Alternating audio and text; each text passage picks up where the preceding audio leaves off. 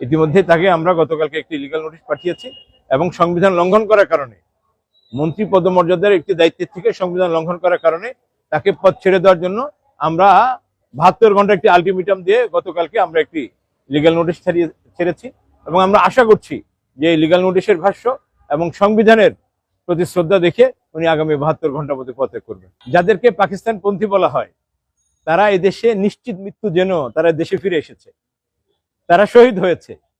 কিন্তু যাদেরকে ভারতপন্থী বলা হয় তারা এটা নিতে চায় না। কিন্তু আমরা কি দেখলাম যে দিন শেষে তারা ভারতেই পালিয়েছে। তার মানে ভারতপন্থীরা ভারতে আশ্রয় নেয়। আর পাকিস্তানপন্থী যাদেরকে বলা হয়েছে একটি নজির নাই যে দুঃসময়ে তারা পাকিস্তানে ফিরে গিয়েছে অথবা পাকিস্তানের কোনো ডিপ্লোম্যাটিক অথবা কমার্শিয়াল কোনো রিলেশন বিল্ড আপ করেছে। বরং তাদের পরিচয়টা হচ্ছে এই, যাদেরকে পাকিস্তানি বলা হয় তারা নিশ্চিত মৃত্যু জেনেও, যেহেতু সে নিজেকে নিরপরাধ মনে করে এবং সেই দাবিতে তারা লন্ডন থেকে দেশে ফিরে এসে শহীদের পেয়ালা গ্রহণ করেছে। আমার সংবিধান যে ফান্ডামেন্টাল রাইটস গুলো, মৌলিক অধিকারগুলো দিয়েছে, তার মধ্যে হচ্ছে একটি বড় অধিকার হচ্ছে এই যে কথা বলার অবাধ স্বাধীনতা। এটা যেমন সংবিধান দিয়েছে, তেমনি সংবিধান একইভাবে এই বাক স্বাধীনতাকে নিয়ন্ত্রণ করার জন্য একটি আর্টিকেল আছে, একটি সাংবিধানিক বাধ্যবাধকতা আছে যে আপনি কটুকু বলতে পারবেন, কটুকু বলতে পারবেন না, কোথায় দাঁড়িয়ে বলতে পারবেন এবং কোথায় দাঁড়িয়ে কটুকু বলতে পারবেন না, এবারে একটি সুনির্দিষ্ট নির্দেশনা আছে। ঠিক তেমনি ভাবে একজন উপদেষ্টা যিনি মন্ত্রী পদমর্যাদায় দায়িত্ব পালন করছেন, তিনি যে কথাটি বলেছেন, তিনি মূলত পক্ষে তিনি সংবিধানের বিরুদ্ধে অবস্থান নিয়েছেন এবং এই কথা বলার কারণে, সংবিধান লঙ্ঘন কারণে তার উচিত ছিল 24 ঘন্টার মধ্যে পদত্যাগ দাবি করা। ইতিমধ্যে আপনারা জানেন যে আমরা তাকে একটি লিগ্যাল নোটিশ পাঠিয়েছি।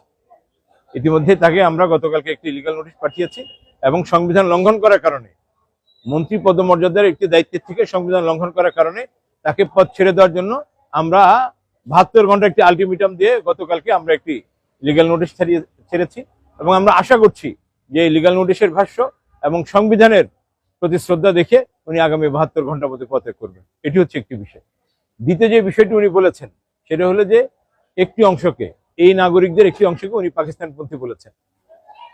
এটা হচ্ছে আপনার নাগরিক যে অধিকার, আপনার যে আইডেন্টিটি, আপনার যে পরিচয়, সেই পরিচয়ের বিরুদ্ধে গিয়ে একটি অবস্থান, তার মানে সংবিধানের বিরুদ্ধে একটি অবস্থান, যেটা উনি কোনোভাবে করতে পারেন না এবং একটি দায়িত্বশীল পদে থেকে আরো বেশি করতে পারেন না।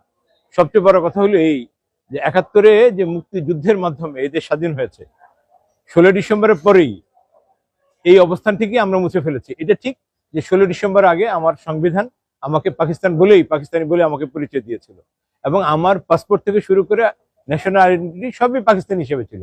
কিন্তু 16 ডিসেম্বর পরে, এই বিশাল স্বাধীনতার পরে যারা এই অবস্থানটা কোনো একটি অংশকে অথবা নাগরিকের কোনো একটি অংশকে যারা পাকিস্তানপন্থী বলছেন, তারা মূলত নিজের পরিচয়টা দিচ্ছেন।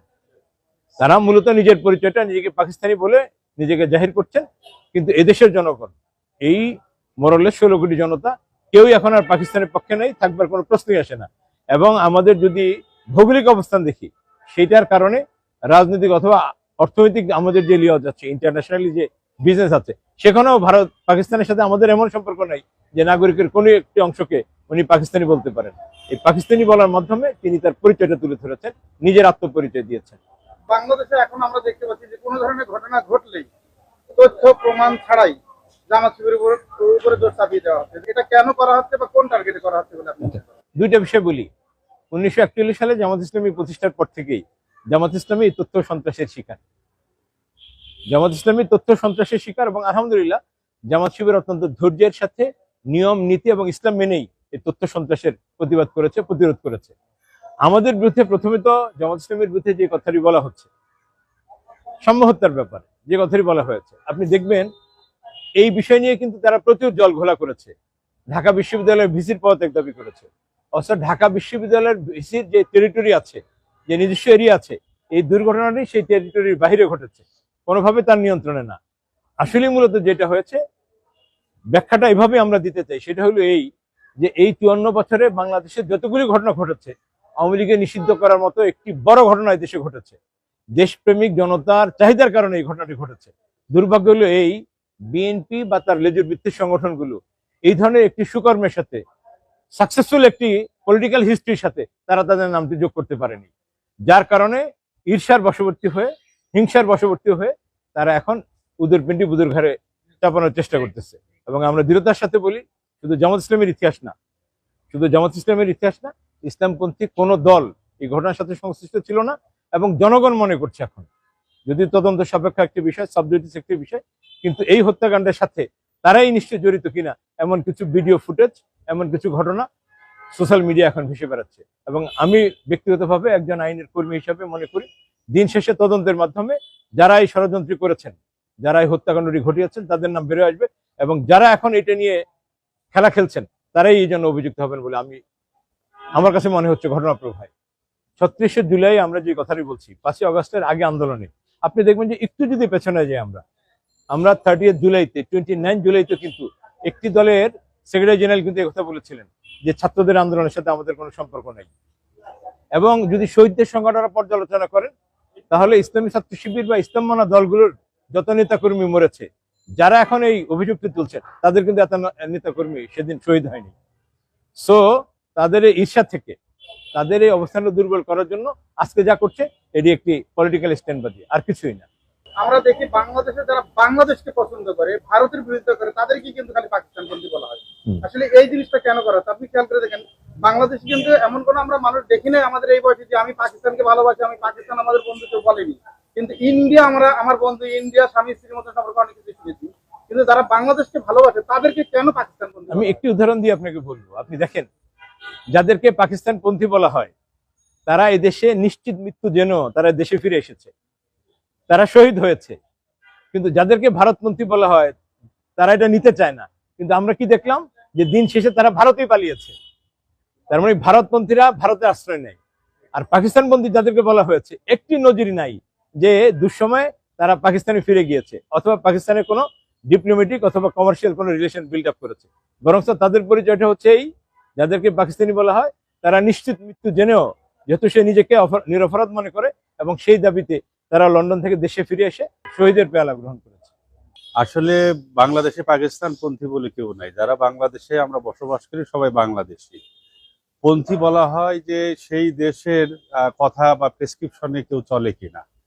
আমরা দেখি যে বাংলাদেশে পাকিস্তানের প্রেসক্রিপশনে বা তাদের কথায় কোনো দলই এখানে চলে না, চলে হচ্ছে ইন্ডিয়ার কথায়। ইন্ডিয়াপন্থী বেশ কিছু দল আছে, ব্যক্তি আছে, কিন্তু পাকিস্তানপন্থী কেউ নাই এখানে। এবং পাকিস্তান আমাদের দেশ থেকে ফার ফার ডিফারেন্স, অন্য একটা প্রান্তের একটি দেশ। তার সাথে আর কখনো বাংলাদেশের এই ভৌগোলিক মানচিত্রের কারণে কখনো সংযোগও সম্ভব না, এবং তাদের মানসিকতা আমাদের মানসিকতা সম্পূর্ণ আলাদা। এই জন্য বাংলাদেশে পাকিস্তান পন্থা বলে কোনো কিছু নাই। এটা জাস্ট একটা প্রোপাগান্ডা এবং একটা রাজনৈতিক স্ট্যান্ডবাজি ছাড়া আর কিছুই নয়। যারা দেশপ্রেমী তাদেরকে কি বলা হয়? হ্যাঁ, আমরা লক্ষ্য করি যে যারাই দেশের জন্য পজিটিভ চিন্তা করে, যারাই দেশকে ঐক্যবদ্ধ করতে চায়, যারা দেশের ভালো চায়, তাদেরকেই আমরা সবসময় দেখি যে একটা ট্যাগ দেওয়া হয়, পাকিস্তান পন্থা বলা হয়।